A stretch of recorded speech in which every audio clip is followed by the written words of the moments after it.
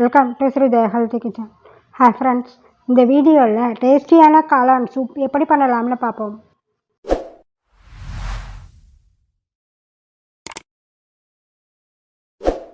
இந்த காளான் சூப் பண்ணுறதுக்கு ஒரு பவுலில் 1/4 கப் தண்ணி எடுத்துகிட்டு 1 டேபிள் ஸ்பூன் கார்ன்ஃப்ளவர் போட்டு நல்லா மிக்ஸ் பண்ணி வச்சுடுங்க.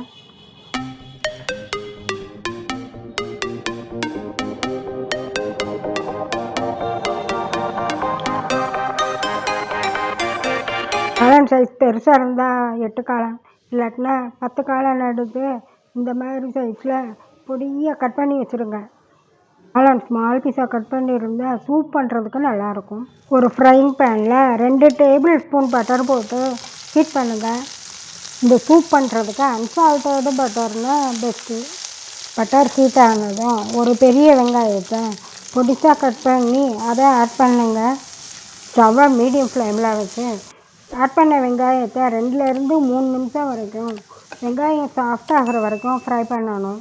அடுத்து 4 பூண்டு இதெல்லாம் பொடிசாக கட் பண்ணி அதை ஆட் பண்ணுங்கள். பூண்டை 1 நிமிடம் ஃப்ரை பண்ணால் போதும். அடுத்து கட் பண்ணி வச்சுருக்கிற காளானை ஆட் பண்ணுங்கள்.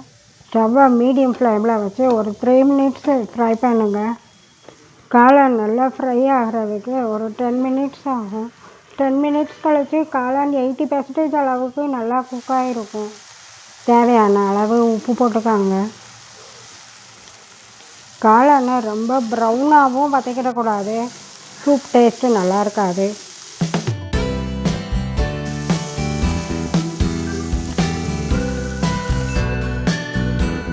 ஒரே ஒரு பச்சை மிளகாய் மட்டும் நசுக்கி ஆட் பண்ணிக்கோங்க. பச்சை மிளகாய் விருப்பப்பட்டால் போடலாம். இப்போ காளான் 80% அளவுக்கு நல்லா குக் ஆகிடுச்சு.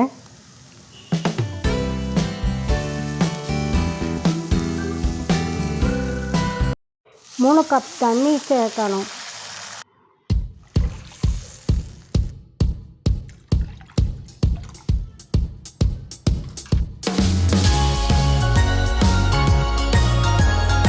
தண்ணி சேர்த்ததும் நல்லா மிக்ஸ் பண்ணிவிட்டு மூடி வச்சு கொஞ்ச நேரம் வேக வைங்க.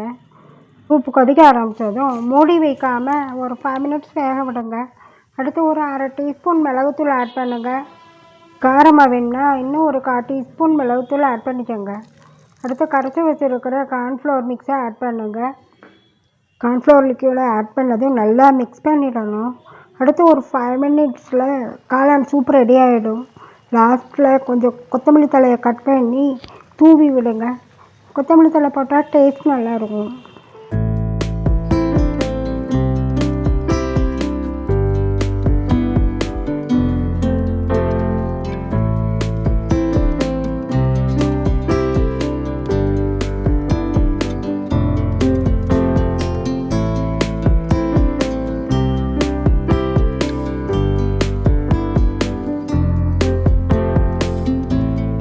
காளான் சூப் ரெடி ஆகிடுச்சு. இந்த காளான் சூப்பை காளான் பீஸோடு சேர்த்து சாப்பிடும்போது டேஸ்ட்டாக இருக்கும். அதோட ஹெல்த்தியான சூப்பும் கூட, சின்ன குழந்தைகளுக்குமே கொடுக்கலாம். இந்த காளான் சூப் பண்ணுறது ரொம்ப ஈஸி, எல்லாருமே விரும்பி சாப்பிடுவாங்க. நீங்களும் வீட்டில் செய்து பாருங்கள். டேஸ்ட்டு எப்படி வந்ததுன்னு சொல்லி கமெண்ட்ஸ் பண்ணுங்கள், லைக் பண்ணுங்கள், மறக்காமல் சப்ஸ்கிரைப் பண்ணுங்கள்.